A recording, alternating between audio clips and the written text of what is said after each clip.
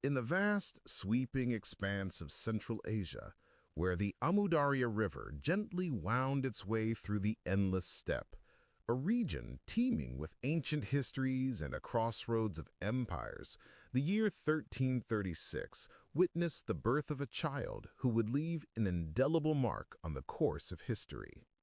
Transoxiana, the land between the two great rivers, the Amudarya and the Sirdarya, was a region forged by centuries of conquest, migration, and cultural exchange. It was a land shaped by the power of the nomadic tribes who had crossed from the eastern steppes, bearing the legacy of Genghis Khan. In the southern reaches of this fertile valley, nestled near the city of Samarkand, the child who would later be known as Timur, or Tamerlane, as European chroniclers would call him, began his life in a family whose humble origins would belay their eventual influence. His birth, marked by the simple yet vital rhythm of pastoral life, would set the stage for a rise that would alter the political landscape of the entire Islamic world. Born to the Balas tribe, a group of Turkicized Mongols who had settled in the region, Timur was heir to a world of ancient customs and modern ambitions. The Balas tribe, though far from the Mongol elites, wielded influence through their position on the Silk Road, a vital artery that connected the far corners of Asia with the Mediterranean and beyond. Here, amid the harsh yet rich terrain of steppe and river valley, Timur's ancestors had lived for generations, adapting to their environment and blending nomadic warrior traditions with the settled agricultural practices of the fertile lands. The political fabric of Transoxiana during Timur's early years was one of fragmentation and uncertainty. The once mighty Ilkhanate, which had ruled much of Persia and Iraq since the Mongol invasions of the 13th century, had collapsed into a patchwork of competing successor states. In much the same way, the Chagatai Khanate, the nominal ruler of Transoxiana, had fractured into smaller, more autonomous territories. Amid this disarray, powerful tribal chiefs, military commanders, and wealthy urban notables vied for control of cities like Samarkand and Bukhara, cities that held the promise of wealth and influence for anyone who could command their gates. Timur's family, though not in a position of immediate power, was connected to these currents of ambition. His father, Taragai, was a minor chief within the Balas tribe, commanding a small but loyal group of horsemen. Though the family's claim to direct descent from Karachar Noyan, a prominent commander under Genghis Khan, is debated by historians, it was this very lineage, whether true or not, that provided Timur with the veneer of legitimacy in a society that revered Mongol ancestry as the key to political authority. From an early age, Timur would have been immersed in the world of tribal politics and military stratagems. The steppe, a vast and unforgiving expanse, had forged a people accustomed to war, a culture where skill in battle, whether on horseback or with the bow, determined one's place in the social order. Young Timur, already displaying the characteristic physical strength of the nomadic warrior, would have been trained not only in combat, but in the political maneuvers of a world where power was constantly shifting. Yet it was not just his physical prowess that would define him. Accounts from contemporaries described Timur as having a sharp mind for strategy and an understanding of the intricate web of alliances and rivalries that defined the political landscape of the time. These early lessons would serve him well as he began to forge his own path within this fractured world. His first steps into the larger game of power would be marked by his early alliances and his growing reputation as a fierce and capable leader, a reputation that would soon bring him into conflict with other rising powers in the region. However, it was not only the military and political skills that would make Timur a name remembered across history. His physical presence also became legendary, though not in the way one might expect. At some point in his early years, Timur suffered a debilitating injury that would stay with him for the rest of his life. Accounts differ on how he was wounded. Some say it was from an arrow strike during an early raid. Others claim it was from a fall while hunting. What mattered, however, was the result. Timur would walk with a limp for the rest of his days, earning him the name Timur the Lame, or Timur-i-Long. But this injury, far from hindering him, would become a symbol of his resilience. In a world where warriors were defined by their strength and battle readiness, Timur's disability only added to his mystique and determination. It became a point of pride for him, a reminder of the trials he had already endured and the many more to come. By the time Timur reached his teens, the landscape of Central Asia was ripe for opportunity. With the Chagatai Khanate weakening and local powers jockeying for dominance, Timur found himself in the position to capitalize on his growing military skill. His early raids against neighboring tribes, while small in scale, laid the foundation for his larger ambitions. Through these early acts of conquest and plunder, Timur demonstrated his ability to gather a following, warriors who respected his prowess in battle and were eager to share in the spoils of his campaigns. It was during this period that Timur's first significant political alliance would form. His partnership with Hussein, a local leader in the region of Balkh, would be one of the early stepping stones in his rise to power. Together they would challenge the remnants of the Chagatai Khanate, targeting rival Mongol commanders who still clung to the fragmented authority of the old empire. The alliance was strategic. Hussein had resources and influence, while Timur brought military skill and the loyalty of his followers. Together they fought against forces loyal to Tuglu Timur, a claimant to the Chagatai throne, who sought to restore Mongol unity. It was during these campaigns that Timur began to establish himself as a force to be reckoned with. However, as with most alliances of the time, the partnership between Timur and Hussein would not last forever. The ambitions of both men were too great, and as Timur's power and influence grew, their relationship would eventually sour, setting the stage for future conflict and the eventual consolidation of power in Transoxiana under Timur's rule. As Timur's early campaigns gained momentum, so too did his reputation as a skilled and ruthless military leader. His alliance with Hussein had provided him with both resources and a platform for further conquest, but the growing tensions between the two men hinted at the inevitable clash that would shape Timur's future. By 1370, with the death of Hussein, Timur had risen to power not only as a warlord, but as the undisputed master of Transoxiana. His base of operations, Samarkand, the fabled jewel of the region, would soon become the heart of a new empire. Samarkand, once a prize in the realm of Persian and Turkic empires, had stood for centuries as a symbol of learning, culture, and military prowess. Located at the crossroads of the Silk Road, it was a city that had absorbed influences from across Asia, from the Chinese artisans who brought paper and porcelain to the Persian poets whose words had shaped the course of Islamic literature.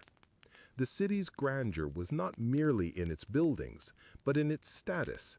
Samarkand was both a cultural and economic hub, its markets teeming with goods and ideas from the farthest reaches of the known world.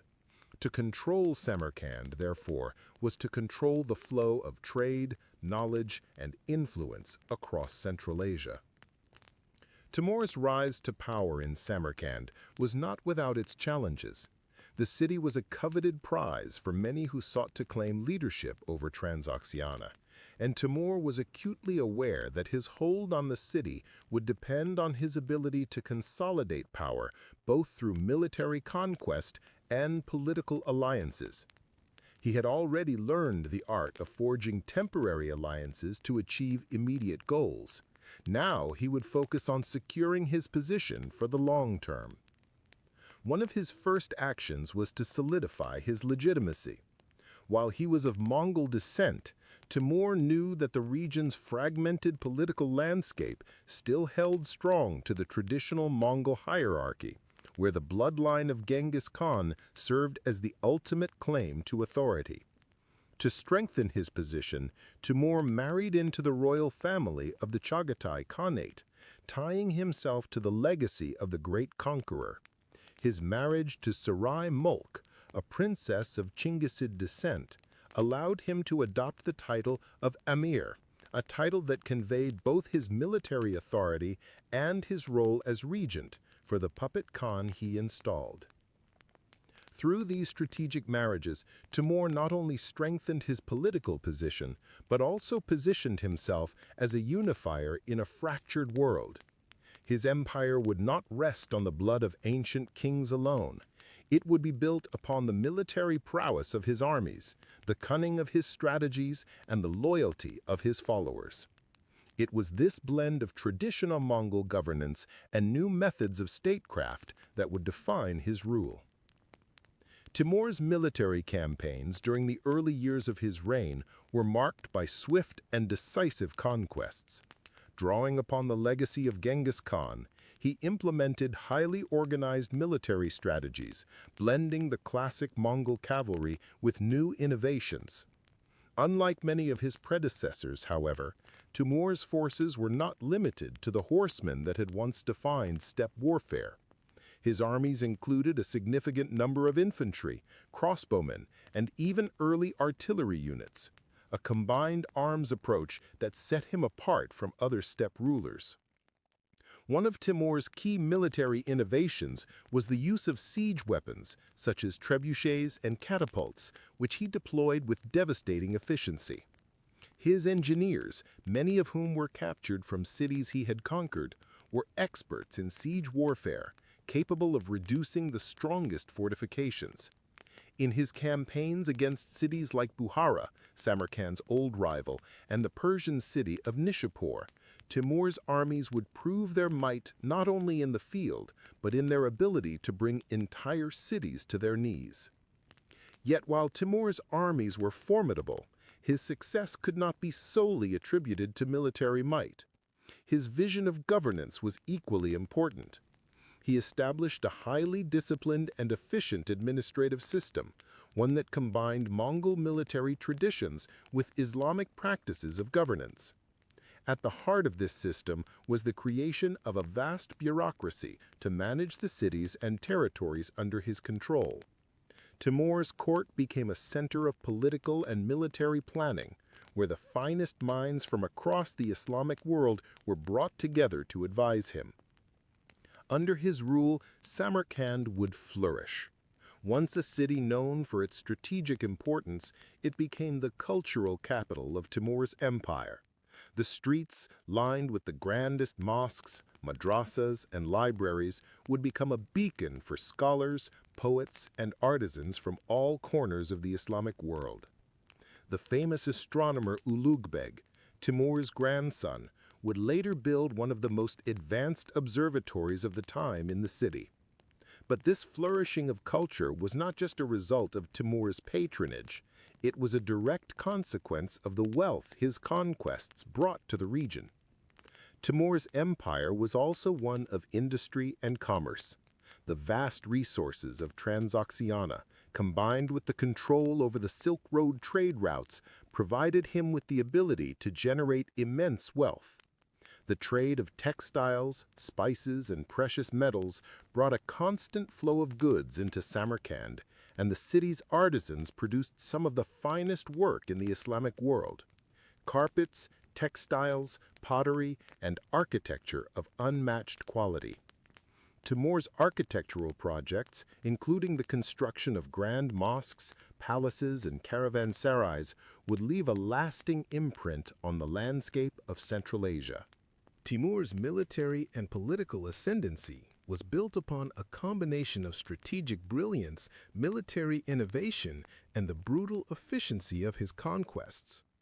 His reputation spread far and wide, reaching the courts of distant rulers who began to recognize his growing power.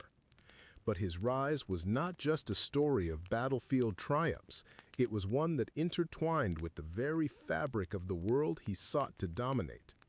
The fragmented Islamic world of the 14th century, with its fractured dynasties and shifting allegiances, offered both opportunities and dangers. Yet Timur's vision extended beyond conquest alone. His ambition was not to simply capture land, but to rebuild and reshape the very structures of power and governance that had once been so strong in the age of the Mongols. As Timur's empire grew in both wealth and size, his rule faced an essential challenge: how to manage a vast and diverse territory stretching from the steppes of Central Asia to the lands of Persia, the Caucasus, and beyond. The fragmented Islamic world of the 14th century, with its fractured dynasties and shifting allegiances, offered both opportunities and dangers. Yet Timur's vision extended beyond conquest alone. His ambition was not to simply capture land, but to rebuild and reshape the very structures of power and governance that had once been so strong in the age of the Mongols. As Timur's empire grew in both wealth and size, his rule faced an essential challenge: how to manage a vast and diverse territory stretching from the steppes of Central Asia to the lands of Persia, the Caucasus, and beyond. The fragmented Islamic world of the 14th century, with its fractured dynasties and shifting allegiances, offered both opportunities and dangers. Yet Timur's vision extended beyond conquest alone. His ambition was not to simply capture land, but to rebuild and reshape the very structures of power and governance that had once been so strong in the age of the Mongols. To govern effectively, Timur adhered to a blend of Mongol and Islamic traditions. Drawing from his Mongol heritage, he employed a military-style bureaucracy, one in which loyalty to the ruler and military prowess were valued above all else. The traditional Mongol system of tumen, military units of 10,000 soldiers, was revived under his rule, not only for military campaigns, but for governance. These units acted as administrative districts, with military commanders appointed as governors. They were expected to maintain order, collect taxes, and oversee local security, all while remaining loyal to Timur himself. However, Timur was no blind follower of Mongol traditions. His understanding of Islamic governance was equally important, and it is in this realm that his ingenuity truly shone. Though Timur's military system resembled the Mongol model, his understanding of the Islamic faith and its complex political structures influenced how he managed the diverse peoples within his empire. From the Turkic tribes of Central Asia to the Persian-speaking populations of the Iranian plateau, Timur needed to navigate a delicate balance between military dominance and religious accommodation. Islamic law, or Sharia, played an essential role in his governance. Although Timur himself was not known for his deep religiosity, he understood the importance of religion as a unifying force in the Islamic world. The legitimacy of his rule in the eyes of his subjects depended on his ability to maintain the support of the Muslim scholars, ulema, and religious leaders. This meant that while his rule was military in nature, it was also deeply connected to the broader Islamic framework of governance. The stability Timur sought was not without its challenges. Rebellions against his rule were common, as the various tribes, cities, and regions that he had conquered sought to assert their independence. But Timur dealt with these rebellions swiftly and decisively, employing both military force and the threat of terror to quell any dissent. The systematic destruction of cities that resisted his rule, such as the horrific sack of Isfahan, became infamous across the Islamic world. Accounts from the time suggested that in some instances, Timur's armies killed tens of thousands of civilians, leaving cities in ruins. This brutal approach, while effective in maintaining order, also contributed to the fear and hatred that many felt toward him. Yet despite the terror that accompanied his campaigns, Timur was not entirely without mercy. He understood the importance of keeping the regions he conquered productive and prosperous. Cities such as Samarkand and Bukhara under his rule became thriving cultural centers. Artists, scholars, and craftsmen from across the Islamic world were brought to these cities to work on Timur's ambitious architectural projects and intellectual endeavors. He sponsored the construction of grand mosques, madrasas, and libraries, transforming Samarkand into a beacon of Islamic culture and knowledge. At the heart of Timur's cultural and administrative policies was his deep understanding of the importance of education and intellectual exchange. Under his rule, scholars and artists from diverse backgrounds, Persian, Arab, Turkic, and Mongol, worked side by side in a flourishing cultural milieu. This emphasis on cultural patronage not only legitimized Timur's rule in the eyes of the intellectual elite, but also allowed his empire to become a hub of innovation and artistic achievement. The Timurid period saw a renaissance in Islamic art, particularly in the fields of architecture, miniature painting, and astronomy. Timur's own tastes in art and architecture were influenced by both his Mongol heritage and the Islamic traditions of the region. His most significant architectural projects were centered in Samarkand, where he commissioned the construction of the Bibi Khanim Mosque, one of the largest and most beautiful mosques in the Islamic world. The mosque, with its towering minarets and vast courtyards, symbolized Timur's grandeur and his desire to create an empire that would rival the great empires of history. But beyond the mosques, Timur's patronage extended to the creation of beautiful Persian-style gardens, caravanserais, and schools of art. He encouraged the creation of illuminated manuscripts, miniature paintings, and intricate ceramics, all of which helped to solidify the Timurid legacy in the cultural history of the Islamic world. At the same time, Timur's policies of forced relocation played a crucial role in reshaping the demographics of his empire. Conquered populations, particularly those skilled in craftsmanship and the arts, were often relocated to Samarkand and other cities under his control. These deportations served multiple purposes. First, they ensured that the cities Timur conquered were depopulated of potential insurgents. Second, they allowed Timur to populate his capital with skilled workers who could help transform Samarkand into a hub of culture and commerce. Third, they allowed Timur to showcase his power and control over his subjects, demonstrating to his enemies that resistance was futile.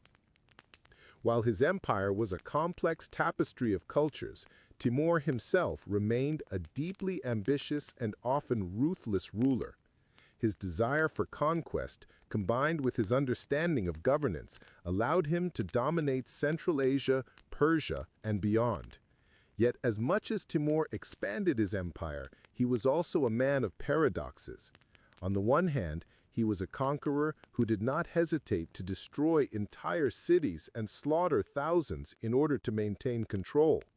On the other hand, he was a patron of the arts and a supporter of intellectual growth. By the mid-1370s, Timur had fully established himself as the dominant power in Central Asia. His military exploits, his ability to consolidate power, and his skillful navigation of the fractured political landscape had allowed him to rise from the status of a regional warlord to the leader of an empire that spanned vast territories.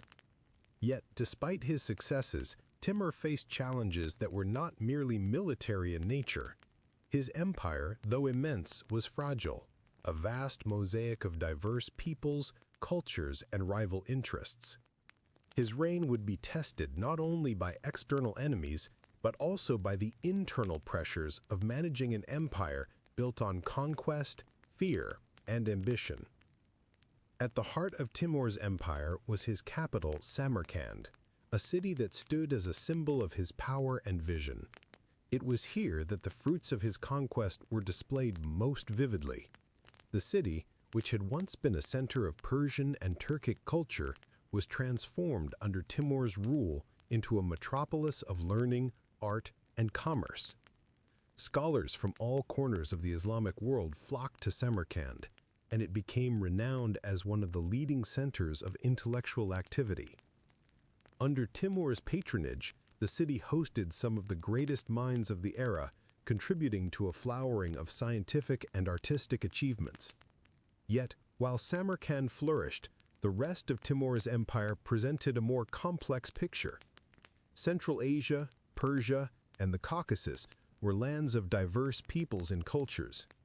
Each region had its own local traditions, and the cities Timur conquered were often not unified by a common language or religion. The challenge for Timur was to bring coherence and stability to this sprawling empire without losing the essence of what had made him a successful conqueror, his military might. The diverse populations of his empire, including Turks, Persians, Mongols, Arabs, and others, presented a unique set of challenges in governance. To ensure stability, Timur adopted a pragmatic approach that relied heavily on cooperation with local elites and religious leaders. Unlike many conquerors who imposed their will through brute force alone, Timur sought to maintain the cultural and religious diversity of his empire, provided that those who ruled in his name did not threaten his authority. He understood that the loyalty of local elites, whether military leaders, merchants, or religious figures, was crucial to the continued success of his empire.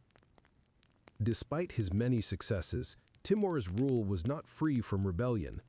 The decentralized nature of his empire meant that local leaders often sought autonomy or outright defied Timur's central authority. While he was adept at quelling uprisings with swift and brutal force, such as his crushing of resistance in the regions of Khorasan and Azerbaijan, Timur also understood the importance of diplomacy in maintaining control. He often employed a strategy of offering rewards to those who swore loyalty, but this was always tempered by the reminder that those who betrayed him would face swift and brutal retribution. One of the most pressing challenges Timur faced during this period was securing the loyalty of his military commanders. His rise to power had been built upon a network of loyal warriors and commanders who had helped him achieve his early victories. These men, many of whom came from diverse ethnic backgrounds, had been instrumental in his success. But as Timur's empire grew, so too did the ambitions of his commanders. The very men who helped Timur consolidate his power in Central Asia now sought to carve out their own fiefs within his empire.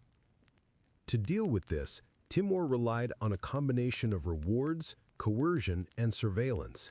He maintained a network of spies who kept him informed of the activities of his military commanders and governors. Those who were found to be disloyal were swiftly dealt with, often executed or demoted. Yet Timur was also shrewd enough to understand that his commanders could not simply be controlled by fear alone. He provided them with substantial rewards for their loyalty, including vast estates and titles. This system of patronage helped to maintain the allegiance of his commanders, while also ensuring that they were financially and politically invested in his success. While Timur's approach to governance was harsh, he was also a ruler who valued the support of the intellectual and religious elites of his empire. He often sought the counsel of scholars and clerics, many of whom were invited to his court in Samarkand. His patronage of learning, especially in the fields of astronomy, mathematics, and philosophy, helped to solidify his reputation as a ruler who was not merely a conqueror, but also a custodian of culture and knowledge. Yet, for all his efforts to build a legacy of intellectual achievement, Timur was never far from the battlefield.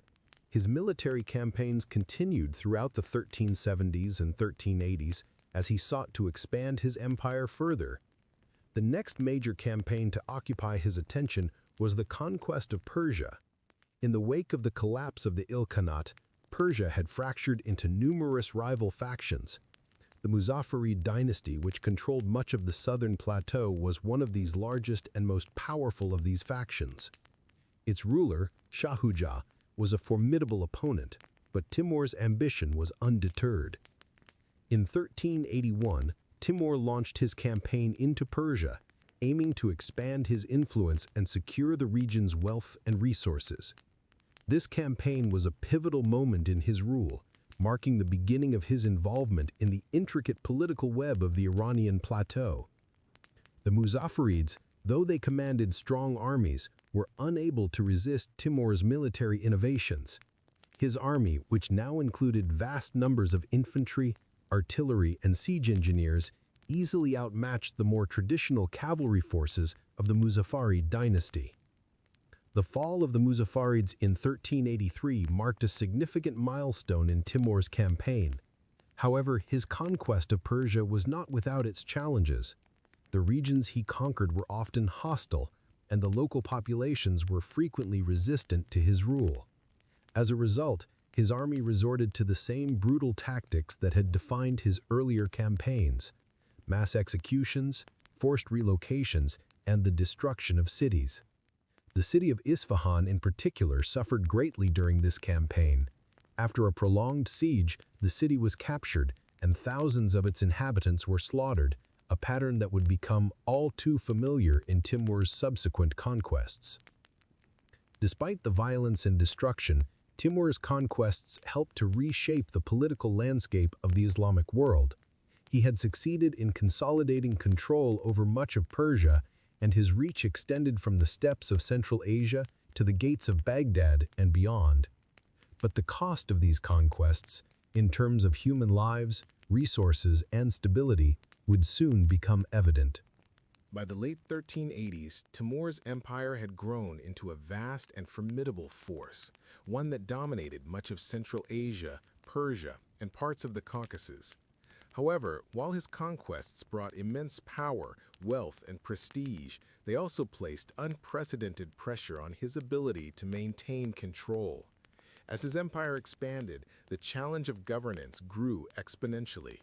The sheer scale of his realm demanded a level of organization and administration that Timur had to continually adapt to, all while dealing with the increasing threats posed by rival factions and the ever-present risk of rebellion within his own ranks.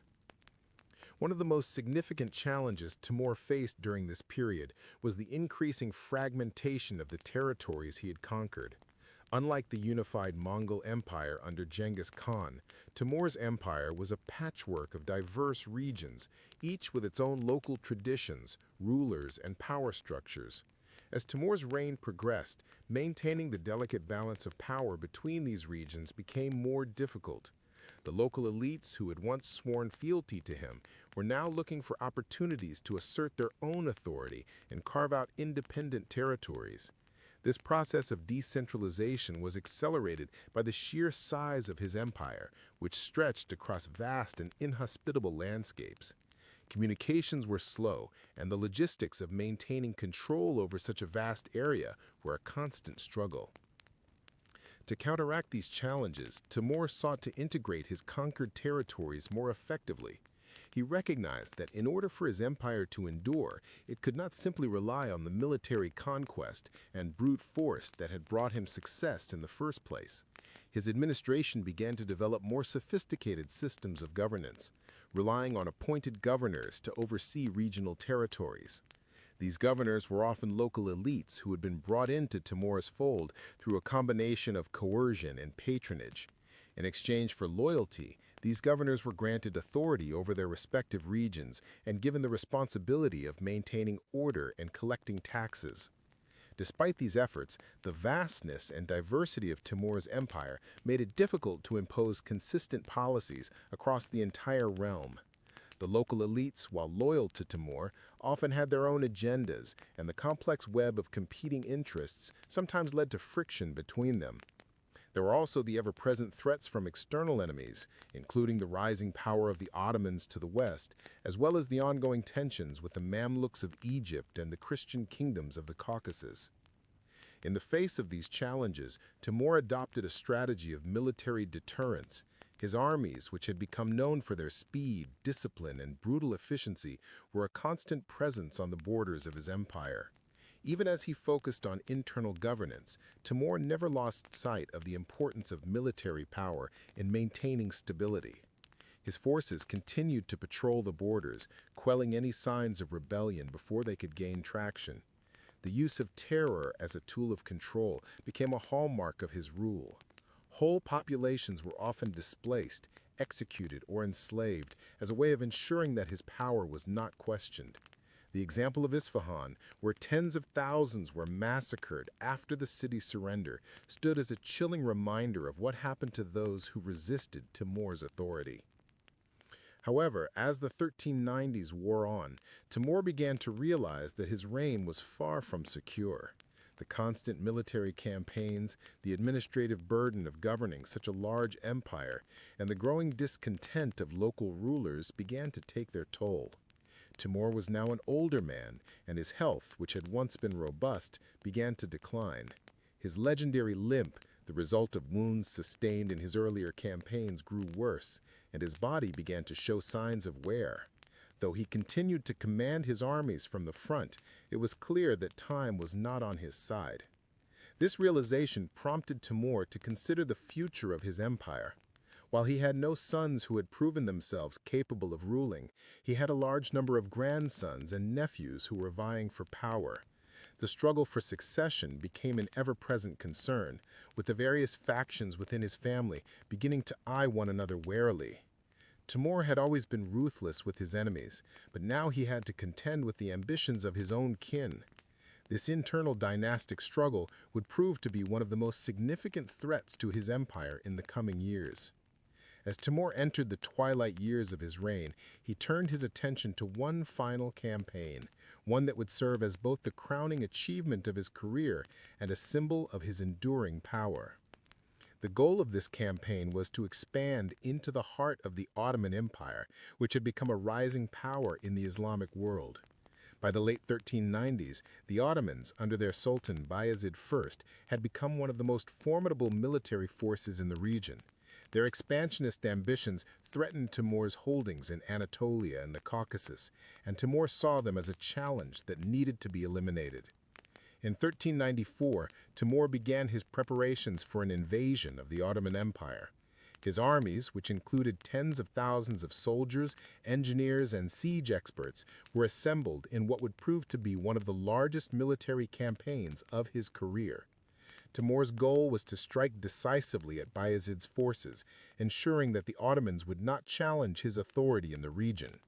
The journey into Anatolia was not only a test of Timur's military prowess, but also one of logistics and strategy. The rugged terrain, combined with the complex network of rival factions in the region, made every movement an exercise in careful planning and coordination. Timur's army, which included a vast array of ethnic groups and military specialists, required careful management as they moved westward. The forces included experienced cavalry, infantry, and a newly formed contingent of crossbowmen and early firearms specialists, the latter of which had become a trademark of Timur's military innovation. As his army crossed into Anatolia, Timur's forces faced a mix of resistance and negotiation. The local rulers, many of whom were either vassals of the Ottomans or independent warlords, had to decide whether to ally with Timur or face the consequences of his wrath. Some opted to submit, pledging their loyalty and offering troops or supplies in exchange for protection. Others, however, chose to resist, seeking to defend their territory against the approaching invader. Timur's strategy was simple yet effective: divide and conquer. By exploiting the existing political and tribal divisions in Anatolia, he was able to undermine the cohesion of his enemies before he ever reached Bayezid's main army. One of the more notable episodes during his march through Anatolia was Timur's encounter with the city of Konya, which was then under the control of the Ottoman Empire. The city was an important cultural and religious center, home to the followers of the Sufi mystic Mevlana Rumi.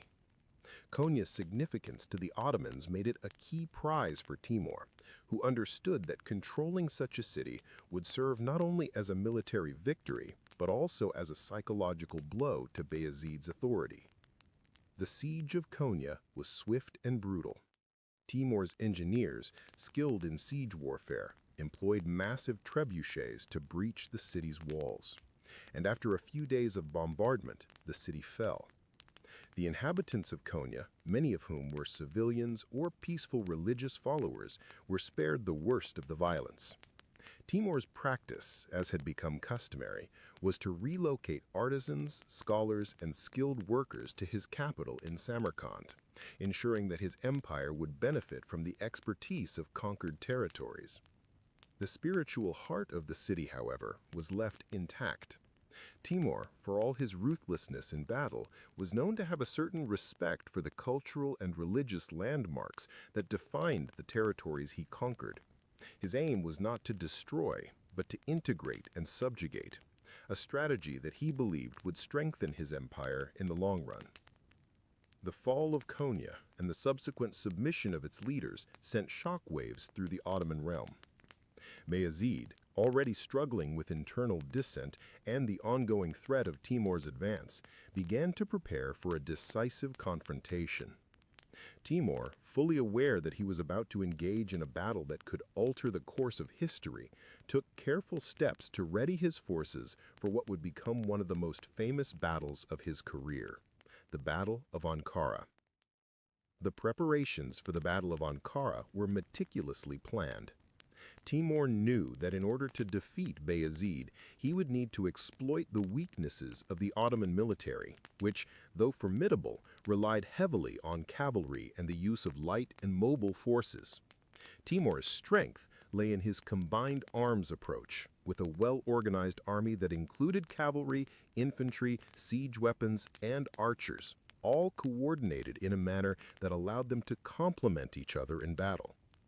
Additionally, Timur's engineers had developed more advanced siege weaponry and war machines, including massive war elephants that could trample enemy forces and cause chaos on the battlefield.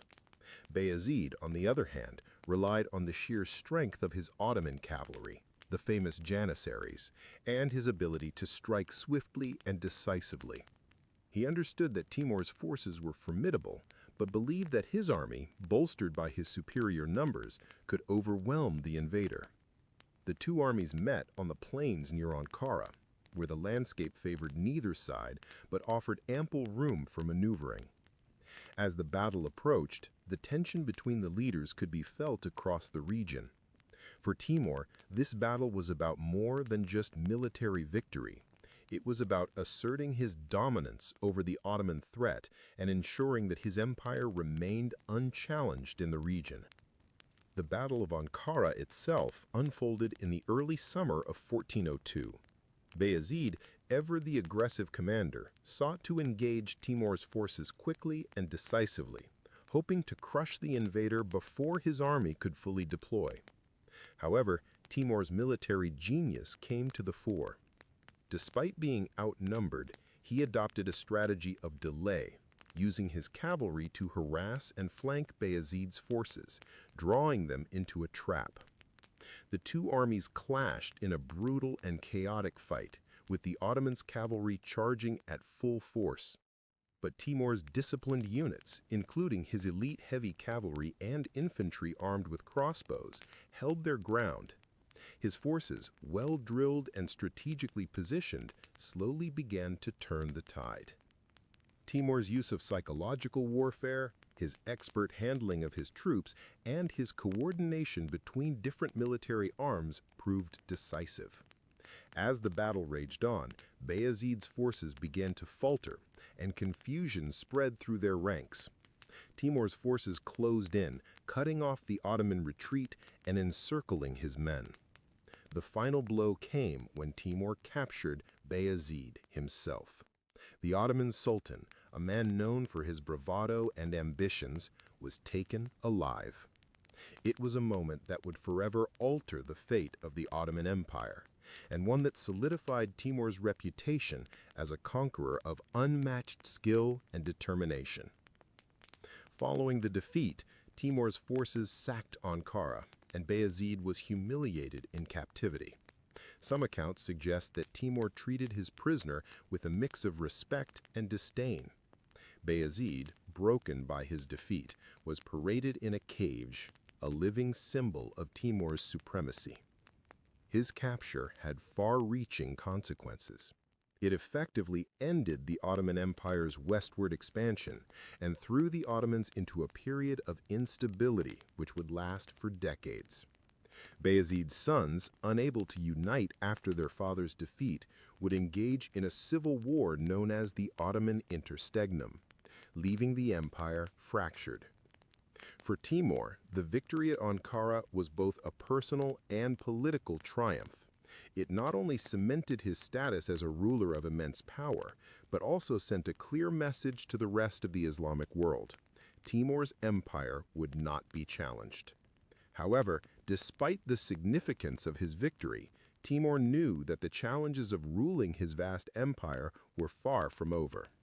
As he continued to solidify his power, he began to focus more on the internal governance of his realm, even as his military campaigns continued to carve a bloody path across the Middle East. The victory at Ankara was not merely the culmination of Timur's military strategy, but the beginning of an even more ambitious phase of his reign.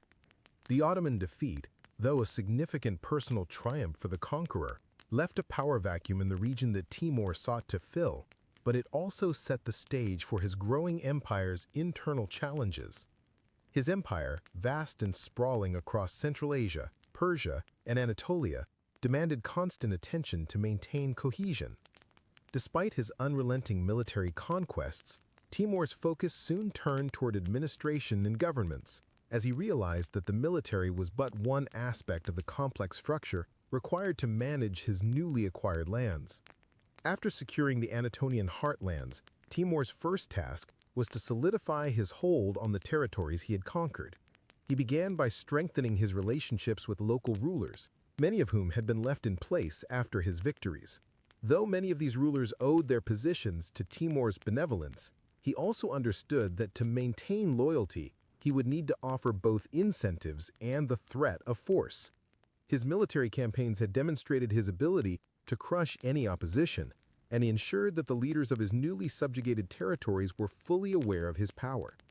One of the central tenets of Timur's rule was his use of terror and spectacle to assert his dominance. His army had developed a fearsome reputation, not just for its military might, but for the brutal methods it employed to punish disobedience. The fall of cities like Konya and the aftermath of the Battle of Ankara served as grim reminders of Timur's approach. Cities that resisted his forces were often sacked, and their populations either slaughtered or deported, their wealth plundered. Such actions were not just acts of military necessity, but also carefully crafted messages. Timur understood that fear was a powerful tool in governance, and he wielded it with precision. Despite the ruthlessness of his methods, Timur was not a mere destroyer. He was a visionary. He believed that the restoration of his empire would require more than just military force. It required an economy that could sustain his military campaigns and an administration capable of integrating diverse cultures and people. One of his first acts as he consolidated power was to focus on infrastructure. Under his rule, the cities of Samarkand and Herat, which served as the intellectual and cultural epicenters of his empire, underwent massive renovation projects. These cities, once again thriving centers of learning and trade, became the crown jewels of the Timurid realm. Samarkand, in particular, was a city that held immense symbolic importance for Timur. Having already made it his capital, he invested heavily in its beautification. The city, once the heart of the Persian Empire and a vital node in the Silk Road, had long been in decline before Timur's rise. Yet, under his patronage, it would experience a renaissance. Timur brought in skilled craftsmen and architects from his conquered territories to help rebuild the city's infrastructure. Mosques, madrasas, and palaces were constructed, adorned with intricate tilework and monumental architecture. The city's famed Registan Square, with its towering madrasas, became a symbol of Timur's cultural ambition. The creation of this intellectual and cultural center was not just an expression of personal taste, it was a strategic decision. Timur understood that the stability of his empire rested on more than just military might. The support of scholars, artisans, and merchants was critical to the maintenance of his power. He encouraged the movement of knowledge and ideas across his empire, fostering an environment in which learning flourished. Samarkand became the beating heart of a cultural revival, one that brought together Persian, Turkish, and Mongol traditions. Timur's vision extended beyond the architectural. He sought to revive the glory of the Mongol Empire, and he understood that the key to consolidating his power was by appealing to both the Mongol heritage and the Islamic world. He presented himself as a champion of Islam, despite his brutal conquests and the undeniable harshness of his methods. His conquests, though often marked by religious persecution, were presented as efforts to protect the Islamic faith. The relationship between Timur and the religious elite of the regions he conquered was thus complex. While he tolerated and even encouraged Islamic scholarship and piety, his actions, such as the massacres that followed his sieges, raised questions about the true nature of his religious devotion. One of the most interesting aspects of Timur's rule was his relationship with the scholars and intellectuals of his time. Although he was often harsh toward those who opposed him, he recognized the importance of intellectuals in cementing his reign. He attracted many scholars to his court, including the famous Persian historian and poet Shams al-Din Shami, who would record much of Timur's military campaigns. These scholars would be instrumental in solidifying Timur's legitimacy, documenting his conquests, and glorifying his reign in ways that would shape his legacy for generations to come. Timur also showed a particular interest in astronomy and the sciences. His court in Samarkand became home to a number of astronomers, mathematicians, and engineers. This pursuit of knowledge was not a mere intellectual luxury. It had practical implications for Timur's military campaigns. The study of the stars and celestial movements, for example, was integral to the construction of more accurate calendars, which would improve the coordination of military campaigns. The pursuit of scientific knowledge was yet another way Timur sought to maintain control over his empire, using every tool at his disposal to further his rule. As the years passed, Timur's empire began to take shape not only through military conquests, but also through cultural integration. His ability to merge the various traditions and customs of his diverse empire, from the Persian and Mongol to the Turkish and Islamic, allowed him to maintain control over a vast and complex territory. While his reign was marked by a series of campaigns and brutal punishments for those who opposed him, it was also marked by the flowering of art, science, and scholarship that would endure long after his death. Despite the internal advancements, Timur's reign was never free from challenges. While he had defeated Bayezid and struck fear into the hearts of the Ottomans, new threats began to emerge. The Mamluks of Egypt, the Safavids of Persia, and the rising power of the Ottoman successors presented future challenges that Timur would need to address. But for now, the focus was on maintaining control over his vast realm and ensuring that his empire could continue to grow both militarily and culturally. By 1393, Timur's ambitions were reaching a crescendo.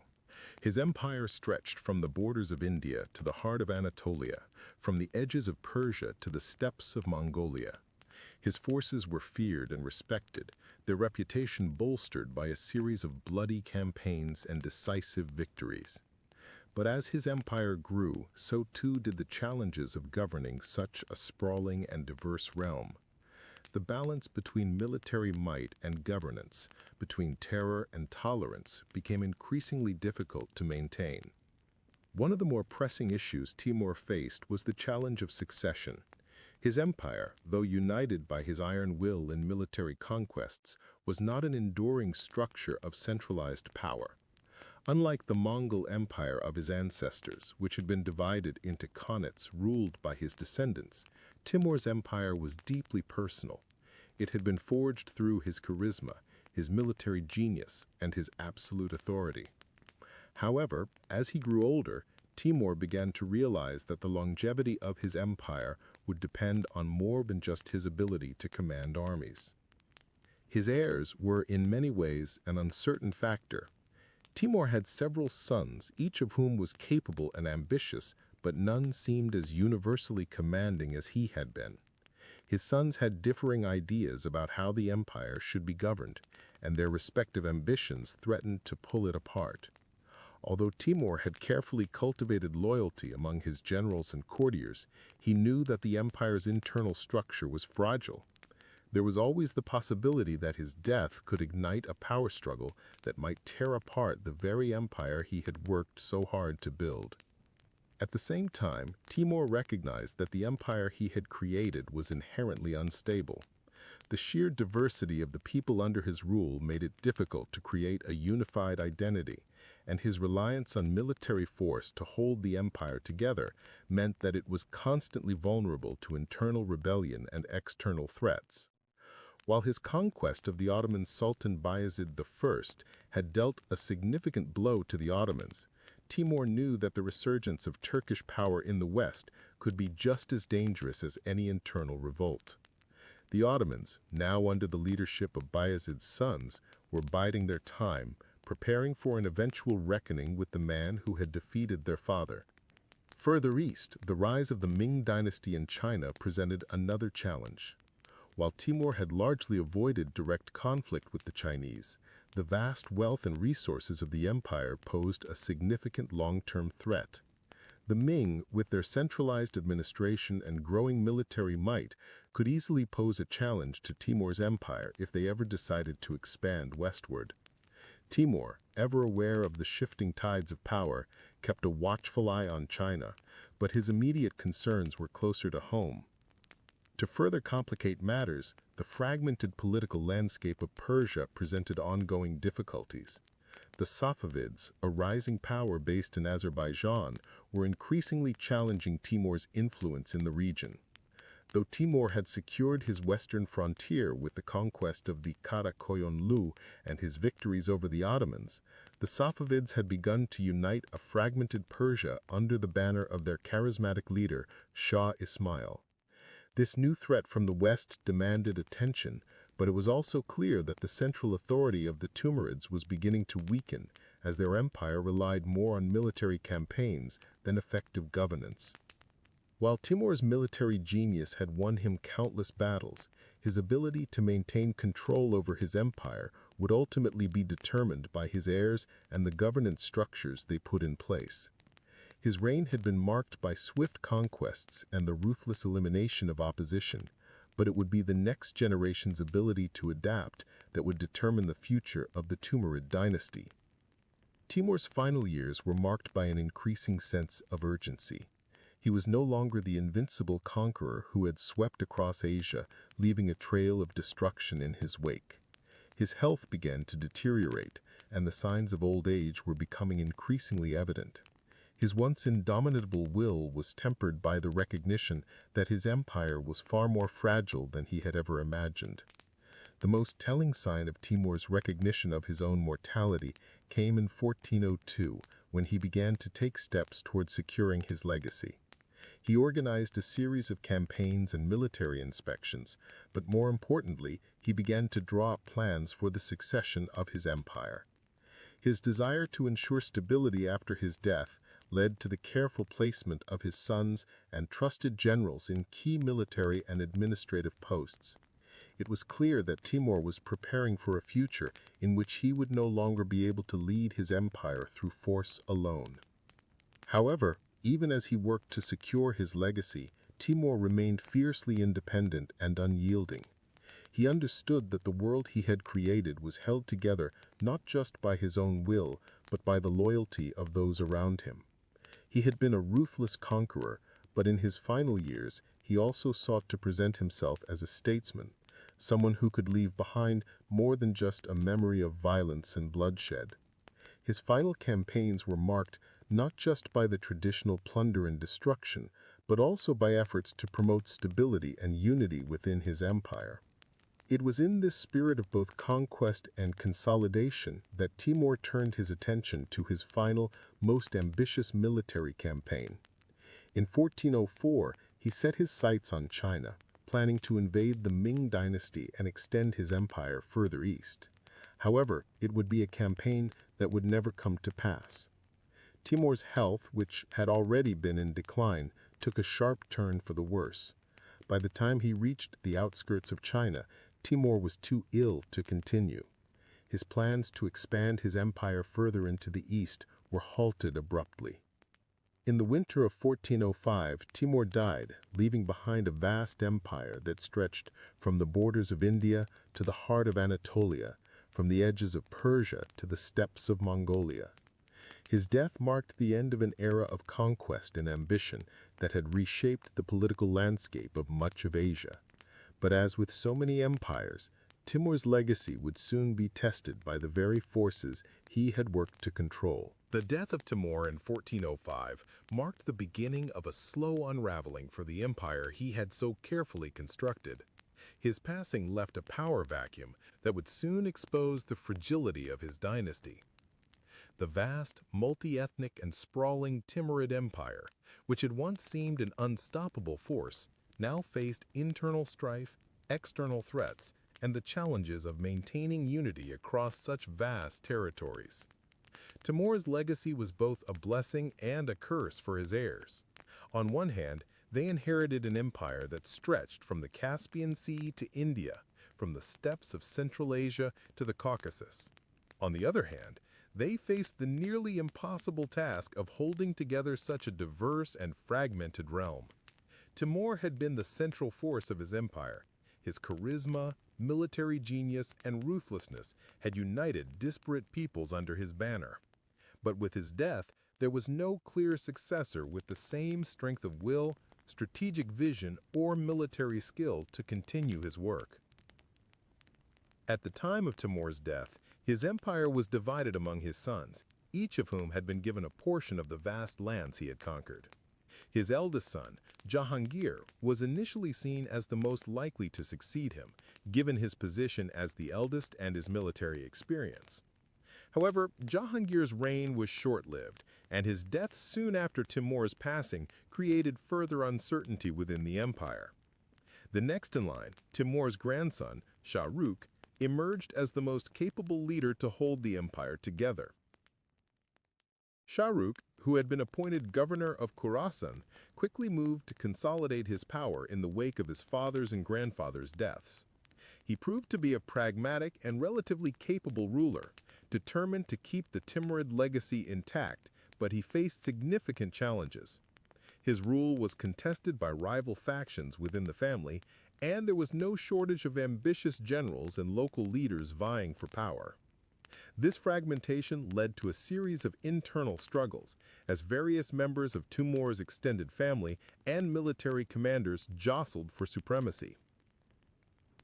Despite these challenges, Shah Rukh's ability to maintain a fragile peace and stabilize the region marked a brief period of relative calm.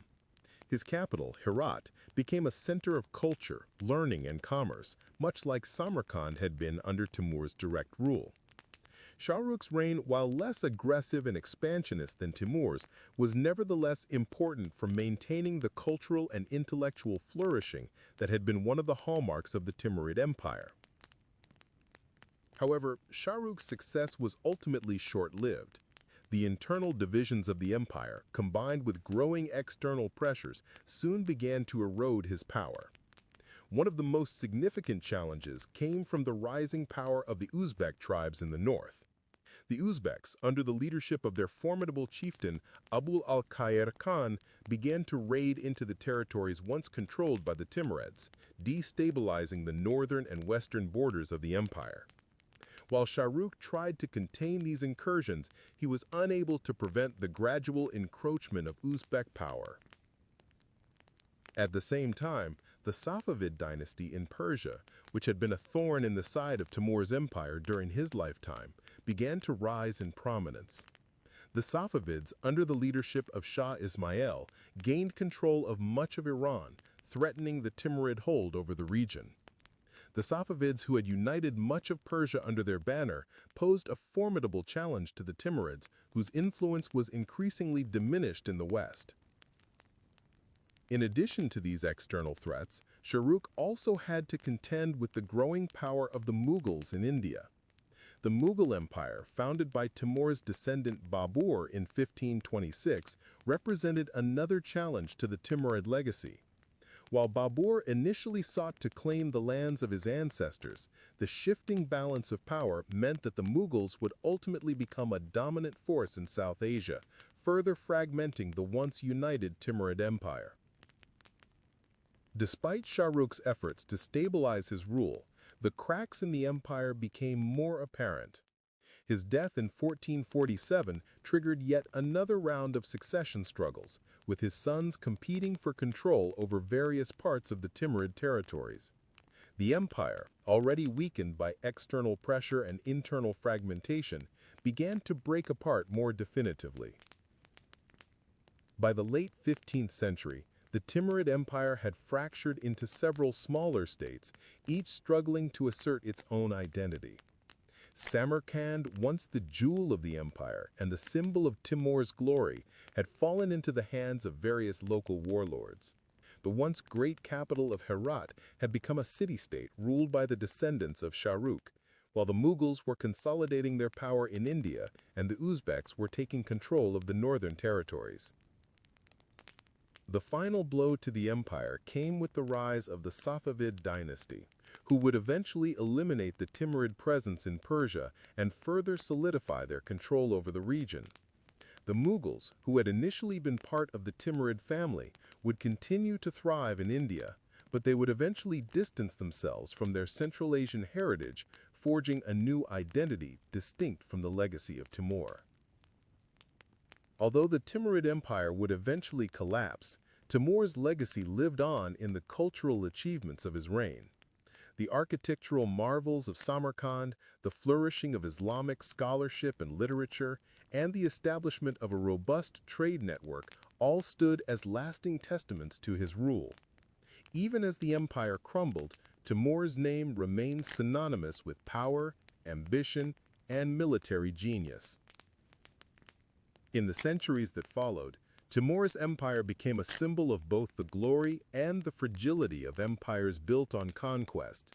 His legacy, though marred by the bloodshed of his wars, would continue to inspire rulers, soldiers, and historians alike. The rise and fall of the Timurid Empire, like many empires before and after it, served as a reminder of the delicate balance between ambition and governance, and the often fleeting nature of even the most powerful empires. By the time the 15th century came to a close, the once mighty Timurid Empire had fractured beyond recognition. Its lands, once unified under Timur's brilliant, if brutal, leadership, were now divided into smaller, independent states, each struggling to survive in a world that had moved on from the glory days of the Mongol conquests. The legacy of Timur, however, remained indelible, particularly in the regions where his dynasty had left the deepest cultural imprint. The collapse of the Timurid Empire was not an immediate result of any one event. Rather, it was a slow unraveling, driven by both internal and external pressures. The empire's fragmentation mirrored the turbulent political climate of the late medieval Islamic world, where competing dynasties, tribes, and states vied for power in a landscape constantly shifting under the weight of religious, economic, and military changes. After the death of Shah Rukh in 1447, his successors, though capable men in their own right, struggled to maintain the unity and power that Timur had forged. The division of the empire into several competing regions, each governed by different branches of Timur's family, left it vulnerable to external attacks and internal strife. Shah Rukh's death marked the end of any serious centralized power in the empire. His sons and grandsons, although they ruled over significant portions of the Timurid inheritance, lacked the unifying force of their grandfather. Herat, the jewel of the Timurid Empire under Shah Rukh, became the seat of his descendants, but even there the family's grip began to loosen. The city that had once symbolized cultural and intellectual excellence became embroiled in political intrigue. The city's rulers often found themselves caught between maintaining their authority over the various factions of the court and responding to external threats. Despite these challenges, Herat continued to be a center of Persian culture and scholarship, attracting artists, philosophers, and poets from across the Islamic world. In the east, the Mughal Empire, founded by Babur, Timur's descendant, emerged as a rival to the Timurid legacy. The Mughals, having taken control of much of northern India, represented a new force that both embraced and distanced itself from its Central Asian heritage. Babur, though proud of his Timurid ancestry, sought to create a distinct identity for his new empire in India. His descendants, particularly Akbar the Great, would go on to build one of the most enduring empires in South Asia, but their connection to the fallen Timurid Empire became increasingly tenuous as they forged a separate path in India. While the Mughals continued to build upon the intellectual and cultural legacies of the Timurids, they also rejected many of the more centralized political structures that had characterized their ancestors' reign. Where Timur had been a master of military organization, the Mughals prioritized governance and administration. Akbar, for example, would introduce a system of governance that sought to integrate the diverse religious and ethnic groups within his empire, a far cry from the harsh militarism that had defined Timur's rule. Meanwhile, in Central Asia, the Uzbeks, led by Mohammad Shaybani Khan, continued to exert pressure on the remnants of the Timurid Empire. The Uzbeks, who had risen to prominence in the late 15th century, were a nomadic confederation that grew increasingly powerful at the expense of the Timurids. Shaybani Khan, a descendant of the Mongol ruler Jebei, became one of Timur's most formidable rivals. By the end of the 15th century, he had captured Samarkand, Timur's former capital, signaling the definitive end of Timurid control over the region. The fall of Samarkand to the Uzbeks was a pivotal moment. For centuries, the city had stood as a symbol of Timur's empire, a center of culture, trade, and military power. Its fall to Shaybani Khan was both a political and symbolic blow. Although the city would later fall into the hands of successive rulers, it was never again the cultural and political powerhouse it had been under Timur's rule. Yet, despite the destruction of their political power and the gradual loss of their territory, the Timurids were not entirely forgotten. They left a profound imprint on the cultural and architectural landscape of Central Asia and Persia. Timurid architecture, characterized by its grandiose symmetrical designs and intricate tilework, continued to influence the region for centuries. Samarkand and Herat, despite their decline, remained repositories of great cultural achievements. The Timurid court had been a great patron of the arts, and their legacy was carried forward by generations of artists, scholars, and poets who were inspired by the works commissioned during the height of the empire. The most notable of these legacies was the flourishing of Persian and Turkic literature. Poets like Jami and Behzad were instrumental in preserving and expanding the literary traditions that Timur had supported. The Timurid period also saw the development of miniature painting, a tradition that would influence art in the Mughal Empire and beyond. Scholars at the Timurid court, such as Ulugh made significant contributions to astronomy, mathematics, and science, many of which continued to shape the intellectual landscape of the Islamic world well after the empire's decline. While the political unity of the Timurid Empire would never be restored, its cultural and intellectual legacy lived on. The empires that succeeded the Timurids, most notably the Mughals in India and the Safavids in Persia, would build upon the foundations that Timur had laid. Though they would forge their own distinct paths, they carried forward much of the intellectual, artistic, and architectural heritage of the Timurid period. Yet the story of Timur's empire is also a cautionary tale. It is a story of how empires built on military conquest and the strength of a single, charismatic leader can quickly unravel after that leader's death. Timur's empire, like many before and after it, was a fragile creation. Its collapse was inevitable given the lack of a unifying force after his death and the unrelenting pressures from both internal and external forces. In this sense, the Timurid Empire stands as both a symbol of imperial grandeur and a reminder of the volatility of power. As the Timurid Empire crumbled, the legacy of Timur's reign, though fractured and diminished, left an indelible mark on the world.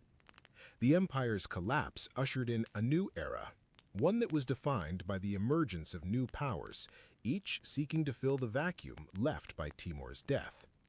For some regions, the aftermath of Timur's conquests would mean recovery, restoration, and renewal. For others, it meant further division, turmoil, and the rise of new conquerors. In the immediate wake of Timur's death, Central Asia found itself embroiled in chaos. The region, once a stable nexus of trade, culture, and power, became a battleground. The defeat of the Timurids allowed various Turkic and Mongol tribes to claim control over different parts of the region. Among these new power brokers was Muhammad Shaybani Khan, a leader of the Uzbeks, who would come to personify the shifting sands of power in the heart of the former Timurid lands. Shaybani Khan, a descendant of the great Mongol general Jebe, emerged as one of the most formidable figures in Central Asia in the late 15th century. He was a leader who could both unite and divide, using military prowess and strategic alliances to consolidate power. His conquests were swift and decisive, and his ultimate capture of Samarkand, once the glittering capital of the Timurid dynasty, signaled the end of Timurid rule in the region. However, his rule was not of lasting peace or stability. The political landscape remained fractured, with competing factions vying for control over the key cities and trade routes that had once made the Timurid Empire prosperous. Yet despite these turbulent times, the cultural and intellectual accomplishments of the Timurids continued to echo through the region. The cities of Samarkand and Herat, though no longer under Timurid rule, remained centers of learning and artistic achievement. The architectural splendor of these cities, with their grandiose mosques, madrasas, and mausoleums, continued to inspire the rulers who came after. Even as new powers rose, the cultural imprint of the Timurid period could still be felt across Central Asia, Persia, and beyond. In India, the Mughal Empire, founded by Babur in 1526, marked a new chapter in the Timurid legacy. Babur, a descendant of Timur, sought to create a new empire in the Indian subcontinent, but he faced a unique challenge: the need to balance his Mongol and Timurid heritage with the realities of ruling in a vastly different cultural and religious environment. Babur's successors, most notably Akbar the Great, would build upon the foundations laid by Timur, creating a powerful and enduring empire that would become one of the most influential in the history of South Asia. The Mughal Empire, while rooted in the same military traditions that had made Timur's reign so formidable, would emphasize governance and administration over military conquest. Akbar's policies of religious tolerance and administrative reform stood in contrast to the more authoritarian and military-driven approach of Timur. Yet, despite these differences, the Mughal Empire remained deeply connected to the Timurid legacy, particularly in its appreciation for the arts and architecture. Akbar, like his ancestor Timur, was a patron of the arts. He commissioned magnificent buildings, including the construction of the iconic Fatehpur Sikri, a city designed to be the capital of his empire. The Mughal emperors, like the Timurids before them, were also patrons of literature, philosophy, and science. The Mughal court became a haven for scholars, poets, and artists from across the Islamic world, continuing the tradition of intellectual and artistic flourishing that had defined Timur's empire. Although the Timurids no longer ruled Central Asia, their cultural and intellectual legacy endured in both the Safavid and Mughal courts. The Timurid Renaissance, which had seen the flourishing of Persian literature, miniature painting, and architectural innovation, was carried forward by these new powers. The influence of Timurid art can be seen in the opulent palaces and grandiose mosques of the Mughal Empire, as well as in the delicate miniature paintings that would become a hallmark of Mughal artistic achievement. As the centuries passed, and the lands once ruled by the Timurids settled into new geopolitical realities, their legacy found itself both revered and reinterpreted. Central Asia, once the center of an empire that spanned vast stretches of the Islamic world, had transformed. The land that had witnessed Timur's rise, conquest, and eventual fall had grown quieter, but still held the echoes of his dynasty. Amidst this quiet, new powers arose and new empires were forged, but the memory of the Timurid Empire remained embedded in the cultural memory of the region. The fragmentation of the Timurid Empire left behind a region marked by deep divisions. Transoxiana, the heartland of the empire, became the epicenter of competing dynasties and tribal confederations. While the Timurids had left behind magnificent monuments and intellectual legacies, the region was also characterized by instability and regional rivalries. The city of Samarkand, once the jewel of the Timurid world, fell under the rule of various Central Asian warlords, each claiming to be the true inheritor of Timur's legacy, though none could restore it to the same grandeur. Nevertheless, the memory of the Timurid Empire would not fade. It continued to shape the aspirations of those who came after, especially in the 19th century when Russian expansion into Central Asia began to challenge the region's status quo. As Russian imperial ambitions spread southward, the cities and lands once ruled by Timur became part of the Russian imperial Central Asian territories. Yet even under foreign domination, the cultural identity of the region remained tied to its ancient past. Scholars, poets, and historians throughout Central Asia continued to reference Timur's reign, romanticizing his campaigns and attributing to him a sense of unity and power that transcended his conquests. Timur, despite his cruelty, was seen as a symbol of the past glory of the region, a powerful ruler who had once been able to command vast territories and reshape the political map of the world. His name, associated with ruthless conquest and sophisticated governance, resonated throughout Central Asia, Persia, and the Indian subcontinent. The intellectual legacy of the Timurid Empire, in many ways, outlasted its political one. The great centers of learning that had flourished under Timur's patronage, such as Herat and Samarkand, continued to be celebrated as iconic places of Islamic scholarship. The Timurid court had been home to philosophers, astronomers, mathematicians, and poets, all of whom contributed to the intellectual flourishing that defined the era. The poet Jami, the philosopher Al-Tusi, and the historian Sharaf al-Din Ali Yazdi, among others, had produced works that were integral to the development of Islamic thought, and their influence was felt for centuries. In the 19th and 20th centuries, with the rise of national identities and the creation of modern states, the Timurid Empire's legacy was both celebrated and contested. As part of the Soviet Union, Central Asia saw a forced reimagining of its history, with the traditional narratives of the region being altered to fit the needs of communist ideology. Under Soviet rule, the grandeur of the Timurid past was often downplayed in favor of promoting the Soviet vision of progress and unity.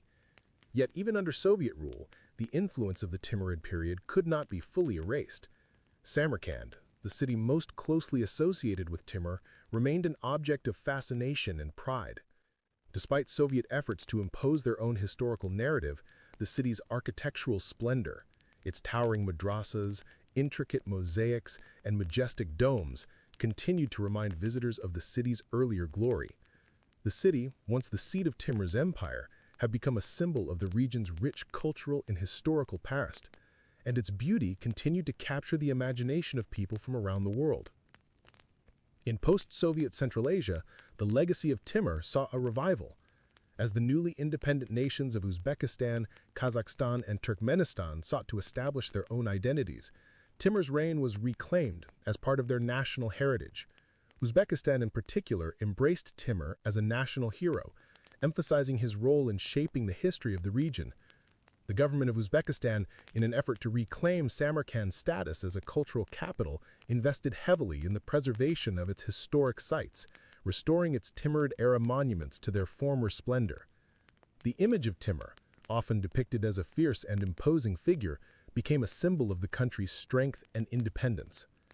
In a sense, the memory of Timur has become more than just a historical account.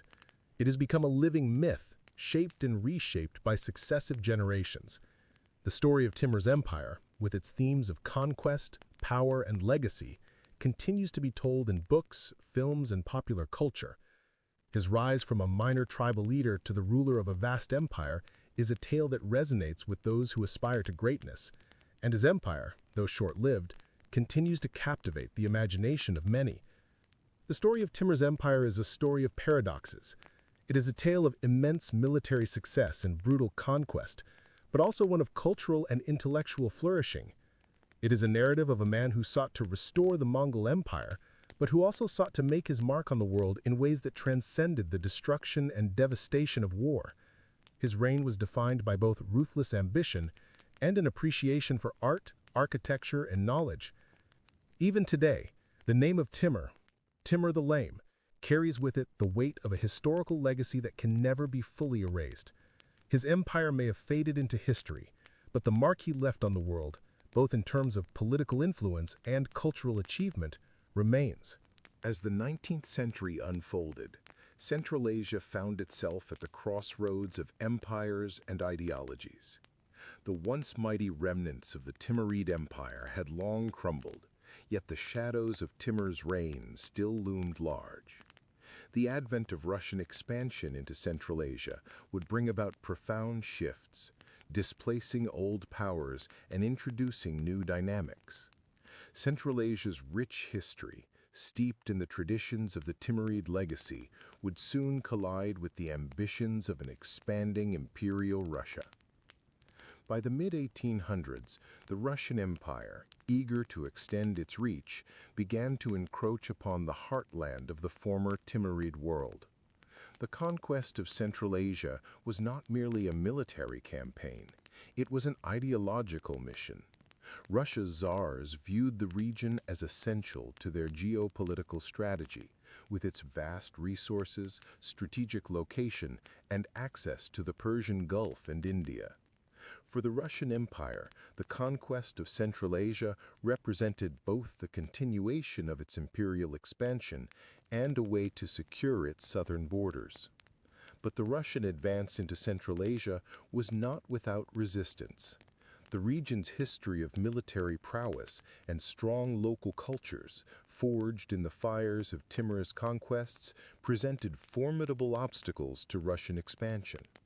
The Turkmen, Kazakh, and Uzbeks, descendants of the great empires and military traditions that had once ruled these lands, did not yield easily. The memory of the Timurid Empire, even in its fragmented state, persisted among the inhabitants of the region. Though the empire itself was gone, its ethos, centered around military valor, independence, and the centrality of trade and culture, remained alive in the hearts and minds of Central Asia's people. Despite the resilience of local resistance, the Russian Empire methodically advanced.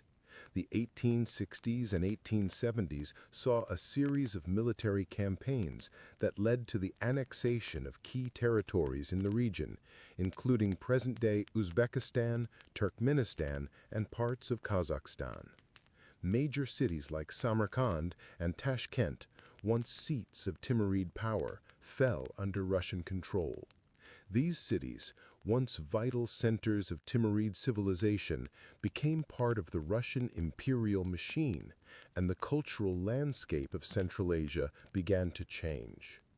Russian administrators and settlers transformed these ancient cities, establishing new infrastructure, institutions, and trade routes. For the people of Central Asia, this was a time of great upheaval. The traditions of the past, rooted in centuries of Mongol and Timurid influence, were threatened by the imposition of Russian rule.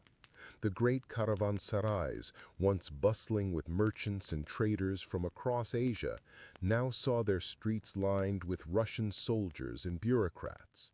The vibrant culture of the Timurid cities, with their architectural grandeur and intellectual heritage, faced the risk of being erased by the homogenizing force of Russian imperialism. However, even under Russian rule, the legacy of the Timurid Empire did not vanish entirely. The architectural splendor of cities like Samarkand remained, their Timurid-era structures preserved as symbols of the region's glorious past. The intricate tilework, monumental mosques and madrasas that had once been commissioned by Timur himself continued to inspire awe, attracting Russian scholars, architects, and artists who marveled at the cultural achievements of the region. The legacy of the Timurid rulers also found its way into the minds of Central Asia's intellectuals. Throughout the Russian imperial period, scholars from the region would look back to the Timurid era as a time of cultural and intellectual achievement. The The great scholars of the Timurid courts, such as Ulugh Beg, the astronomer and mathematician, were remembered as exemplars of a time when Central Asia was a center of learning and enlightenment. Even in the face of Russian oppression, the memory of the Timurid Empire served as a source of pride and inspiration for many in the region. One of the most significant ways in which the Timurid legacy endured was through the preservation of the region's Islamic traditions. Despite the spread of Russian Orthodox Christianity and the Russian Empire's attempts to suppress Islam in Central Asia, Islam remained a deeply rooted part of the region's identity. The legacy of the Timurids, who had been instrumental in promoting Islam in the region, ensured that Islamic institutions such as madrasas and mosques continued to flourish. The influence of Islamic scholars, many of whom were influenced by the intellectual traditions of the Timurid era, remained strong throughout the Russian period. As the 20th century dawned, the Russian Empire began to show signs of weakness. The collapse of the Tsarist regime during the Russian Revolution of 1917 marked the beginning of a new chapter for Central Asia. The Russian Revolution would lead to the creation of Soviet Central Asia, and the Soviet regime would begin its own efforts to reshape the region, suppressing old traditions and attempting to forge a new identity for the people of Central Asia. Yet even in the Soviet era, the Timurid legacy endured. The region's architecture, intellectual heritage, and Islamic traditions continued to serve as a reminder of Central Asia's once glorious past. The Soviet regime sought to impose its own narrative on Central Asia, one that emphasized the collective achievements of the Soviet Union and downplayed the region's Islamic and aristocratic past. Yet the grandeur of the Timurid Empire could not be entirely suppressed. Even under Soviet rule, Samarkand remained a city of fascination and pride, its Timurid-era buildings serving as symbols of a bygone era. The Soviets, despite their ideological opposition to religion and monarchy, could not ignore the region's cultural heritage, and Samarkand, along with other cities like Bukhara and Khiva, became important historical and cultural sites for the Soviet state.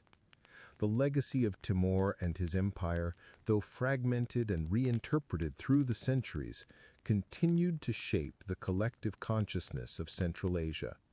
It remained a symbol of power, of military might, but also of intellectual and cultural achievement. Timur, with his ambitious conquests and his patronage of the arts, left a mark on Central Asia that would resonate long after his empire fell. As the Soviet Union dissolved in 1991 and the Central Asian republics gained their independence, the memory of Timur was once again re-examined. National identities in countries like Uzbekistan and Turkmenistan began to embrace their historical roots, and Timur's legacy was reclaimed as a symbol of national pride. In the post-Soviet era, Central Asia's countries began to rediscover their past, including the Timurid era. Samarkand once again became a focal point for national pride, with the Uzbek government leading efforts to restore the city's Timurid-era monuments. Timur's image once again became a central figure in the national narrative, symbolizing the strength and resilience of the region's people. Yet even as the Timurid Empire's legacy was embraced by new generations, it remained a symbol of both triumph and tragedy. Timur's conquests, his brutal campaigns, and his transformation of Central Asia into a powerful empire could not be divorced from the violence and destruction that accompanied them. The empire he built was both a product of ambition and a testament to the complex and tumultuous history of Central Asia, a history that would continue to evolve and shape the region long after his death. As the dust of the Soviet era settled in the early 1990s, the nations of Central Asia found themselves at a unique crossroads. The collapse of the Soviet Union had not only erased the iron grip of Moscow, but had also unleashed a sense of newfound freedom and national identity. Uzbekistan, Turkmenistan, Kazakhstan, Kyrgyzstan, and Tajikistan, once bound together under the communist banner, now stood as independent nations, each wrestling with the task of defining their identity in the post-Soviet world. For Uzbekistan, the country most directly connected to the heartland of the Timurid Empire, this moment was especially significant. Samarkand, Timur's capital and the jewel of his empire, had long been a symbol of the region's glorious past. Yet, as the country faced the daunting task of forging its future, it also found itself revisiting its past, especially the complex legacy of Timur and his empire. Timur's name, once associated with cruelty and conquest, was now being re-evaluated in the light of national pride. In the wake of independence, Uzbekistan sought to reclaim its pre-Soviet historical narrative. The legacy of the Timurid Empire, once suppressed under Soviet rule, was now embraced as a defining symbol of Uzbekistan's historical and cultural significance. Timur was no longer just a ruthless conqueror. He was a national hero, a symbol of Uzbek strength and resilience. The government of Uzbekistan, led by President Islam Karimov, recognized the power of history in shaping national identity. In the 1990s, the Uzbek government undertook massive efforts to restore Samarkand's Timurid-era monuments, seeking to return the city to its former glory. The city, with its stunning architecture and historic significance, was repurposed as a symbol of national pride and cultural heritage. The Registan, with its majestic madrasas and towering minarets, once again became a focal point for Uzbek nationalism. This effort to revive Samarkand and Timur's legacy was not merely an aesthetic pursuit, it was a political one. The Uzbek government saw in Timur a model of strength and unification. His ability to bring together the fractured tribes of Central Asia, his unrelenting military campaigns, and his establishment of a vast empire that spanned from India to the Ottoman Empire made him a fitting figure for a nation seeking to consolidate its independence and assert its place in the world. Yet the decision to embrace Timur's legacy was not without its complexities. While many Uzbeks saw in him a national hero, others viewed his legacy with skepticism. The brutal campaigns that marked Timur's rise to power, his massacres, his conquests, his systematic destruction of cities, could not be easily overlooked.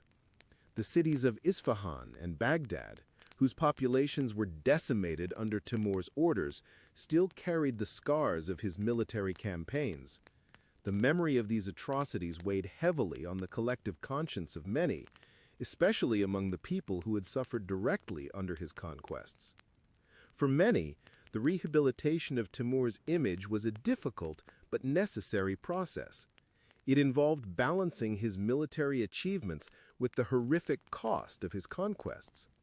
In an era when many Central Asian countries were seeking to rediscover their cultural roots and assert their independence, the Timurid legacy became a double-edged sword, celebrated as a symbol of strength, yet deeply controversial for its associations with bloodshed and tyranny. The restoration of Samarkand, the city where Timur's legacy was most keenly felt, was emblematic of this effort to reclaim the past while navigating the complexities of modernity. The city, once a center of learning, culture, and Islamic scholarship, had become a symbol of national pride and a focal point for tourism and economic development. The restored mausoleum of Timur, once an obscure relic of the past, now stood as a towering symbol of Uzbekistan's historical significance. As the 21st century unfolded, Uzbekistan continued to wrestle with the legacy of Timur, and his image evolved once again. In the years following Karimov's death in 2016, Uzbekistan underwent further reforms under the leadership of Shavkat Mirziyoyev. His administration sought to modernize the country's economy and political structures, but it also placed a renewed emphasis on historical identity.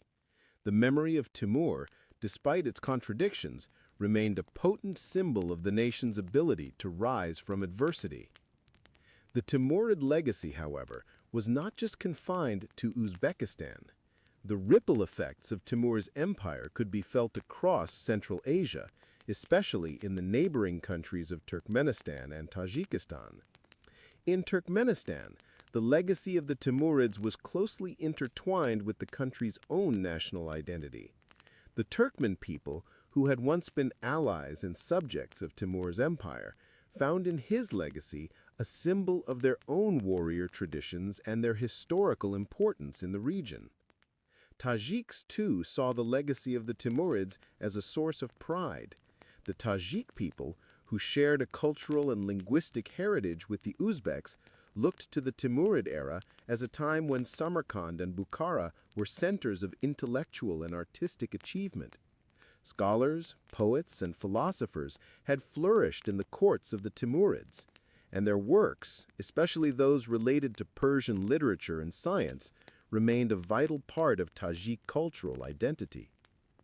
Yet, the rediscovery of this shared history also raised questions about the role of the region's various ethnic groups in the modern political landscape. As the former Soviet republics sought to forge their own identities, there was a delicate balance between embracing a common Central Asian heritage and asserting the unique identities of each nation. The Timurid Empire, with its complex mix of Turkic, Persian, and Mongol elements, provided a historical framework that could unite these diverse cultures while allowing each nation to assert its distinctiveness. As the new century progressed, Central Asia's ongoing engagement with its Timurid past reflected a broader trend in the post-Soviet world: the search for a historical narrative that could unite and inspire newly independent nations. For the countries of Central Asia, the legacy of Timur and his empire remained a potent source of cultural pride, even as the region continued to adapt to the challenges of modernity. Timur's empire, though long gone, left an indelible mark on the cultural, political, and architectural landscape of Central Asia. His conquests, his legacy, and the memory of his empire continued to shape the identity of the region, offering a reminder of a time when Central Asia was at the crossroads of the world. Today, the cities that once thrived under Timurid rule, Samarkand, Bukhara, and Khiva, stand as monuments to a bygone era, but yet they continue to speak to the present. They remind the people of Central Asia that their history, though fraught with violence and conquest, is also one of grandeur, resilience, and the relentless pursuit of greatness. As the 21st century unfolded, the world began to take renewed interest in the legacy of the Timurid Empire, especially in the realm of historical scholarship, art, and culture. Scholars, archaeologists, and historians from around the globe began to pour into Central Asia, eager to unearth the riches of a civilization that had long been overshadowed by later empires and the global shifts of modernity. The academic study of the Timurids was reinvigorated, and their history came to serve as both a source of pride and a cautionary tale for a region still grappling with the complexities of its past. In the wake of global geopolitics and shifting power dynamics, Central Asia once again found itself at the crossroads of world history. The rise of the Silk Road revival, as China and other nations began to focus on the region as a crucial part of the Belt and Road Initiative, brought renewed attention to the cities that had once formed the heart of Timur's empire. Samarkand, Bukhara, and Khiva, once centers of culture, trade, and scholarship, emerged once again as focal points of international cooperation and cultural exchange. Their magnificent madrasas, grand mosques, and soaring minarets became symbols not only of Central Asia's illustrious past, but also of its potential to emerge as a key player in a rapidly changing world. The cities that Timur had once captured and transformed were, in many ways, as relevant in the 21st century as they had been in the 14th. Modern-day Samarkand, now a UNESCO World Heritage Site, was once again a vibrant cultural hub, attracting tourists, scholars, and entrepreneurs. Its iconic Registan Square, flanked by stunning blue-tiled madrasas, stood as a testament to the architectural achievements of the Timurid era. The mausoleum of Timur, with its massive dome and intricate mosaics, was no longer just a symbol of death and conquest. It had become a symbol of resurrection and renewal, not just for Uzbekistan, but for the entire region. Yet as the region was increasingly seen through the lens of its glorious Timurid past, it also faced difficult questions. How should modern-day Central Asia reconcile the grandeur of Timur's empire with the violence and destruction that accompanied its rise? How should the region balance the pride of its rich history with the realities of its ongoing struggles with poverty, political instability, and economic underdevelopment?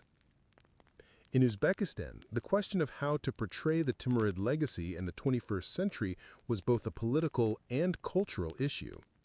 President Shavkat Mirziyoyev, who succeeded Karimov in 2016, inherited a country that was navigating between the tension of embracing its historical glory while addressing the challenges of modernization. On one hand, the Uzbekistan government sought to continue to leverage the Timurid legacy for national pride and tourism, positioning Samarkand and other cities as symbols of Uzbekistan's rich history and cultural heritage. On the other hand, there was an acknowledgement of the need to confront the darker aspects of Timur's rule, his brutal campaigns, his displacement of entire populations, and the terror that often accompanied his conquests. In the years following Mirziyoyev's rise to power, Uzbekistan embarked on a cautious reform path, opening up more to the outside world while working to modernize its economy and infrastructure. The government made significant efforts to attract foreign investment, modernize key industries, and improve the living standards of its people. But the revival of the Timurid past remained an essential part of the national narrative. The government's approach to the past was less about glorifying violence and conquest and more about celebrating the cultural achievements of the Timurid period, particularly in the fields of architecture, literature, and science. Samarkand, for instance, became a focal point of the nation's efforts to both preserve its cultural heritage and create a modern, globalized image for the future. Restorations of Timurid-era monuments, such as the Bibi Khanem Mosque and the Shah-i-Zinda necropolis, became national priorities. At the same time, the country sought to modernize its infrastructure, with new highways, modern hotels, and improved public services aimed at accommodating the growing number of international visitors who flocked to see the Timurid treasures. As the 21st century drew to a close, the Timurid legacy continued to resonate deeply throughout Central Asia, even as the world beyond its borders became more interconnected than ever before. The once mighty empire that Timur had forged in the crucible of warfare, politics, and ambition was no longer just a subject of academic study, but a symbol of the region's enduring spirit and rich cultural heritage. In the complex landscape of modern geopolitics, Central Asia's past continued to shape its present, and the legacy of Timur became a powerful tool for navigating the challenges of the future. The region itself had undergone significant transformation since the fall of the Soviet Union. The newly independent nations of Uzbekistan, Turkmenistan, Kyrgyzstan, Tajikistan, and Kazakhstan were all grappling with the legacies of Soviet rule while trying to establish their own identities and economies in an increasingly globalized world. For some, the idea of reclaiming a piece of history, embodied in the figure of Timur, served as both a reminder of their ancestral strength and a means of establishing political legitimacy. In this post-Soviet era, the role of historical memory became essential for crafting national identities, and few figures had as powerful an influence as the emperor who had once stretched his dominion from India to Russia and from the Caspian Sea to China. In Uzbekistan, Timur's legacy was carefully cultivated by the state, becoming a central part of national identity. The government promoted the idea of the Timurid Renaissance, emphasizing the cultural, artistic, and intellectual achievements of the empire's golden age. The restoration of Samarkand, the heart of the Timurid Empire, symbolized the resurgence of the region's ancient splendor. The city's Timurid-era monuments were preserved, but new constructions and infrastructure projects, such as modern hotels and roads, were also developed to serve both the needs of the growing population and the influx of international tourists who were drawn by the region's historical significance. Samarkand, Bukhara, and Khiva, the cities that had once been the seats of Timur's power, became part of a broader regional effort to promote Central Asia as a center of cultural tourism. The restored madrasas, mosques, and palaces became vital to the region's economy, while also solidifying its place in global history. The Timurid legacy not only attracted historians and scholars, but also artists, musicians, and cultural enthusiasts. These cities, rich with their architectural grandeur and historical importance, were now beacons of inspiration and pride. However, the legacy of Timur was not without controversy. The darker aspects of his conquests, the destruction of cities, the forced displacement of populations, the massacres of civilians, were not forgotten.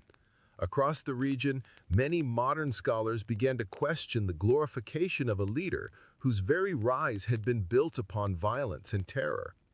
The critique was especially sharp among the more recent generations, who lived in a world that valued peace and diplomacy over the blood-soaked conquest of the past.